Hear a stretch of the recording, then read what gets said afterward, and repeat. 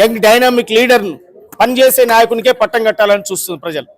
అందువల్ల ఖచ్చితంగా బ్రహ్మాండమైన మెజార్టీతో 1,00,000 మెజార్టీతో గెలవబోతా ఉన్నాం. 1,00,000 మెజార్టీతో ఇక్కడ జెండా ఎగిరైపోతా ఉన్నాం.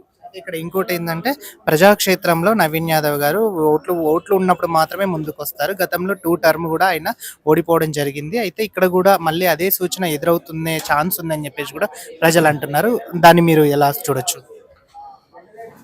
ఇక్కడ ఒక బీసీ బిడ్డకు ఒక యాదవ్ బిడ్డకు టికెట్ వచ్చిందనగానే అనేక విమర్శలు చేస్తూ ఉండరు, అనేక కుట్రలు జరుగుతూ ఉన్నాయి.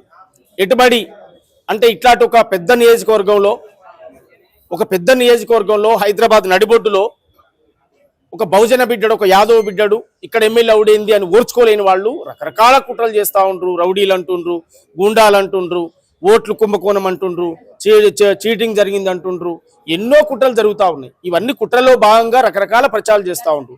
అంతిమంగా రేపు రిజల్ట్ రోజు తెలుస్తుంది మనకు.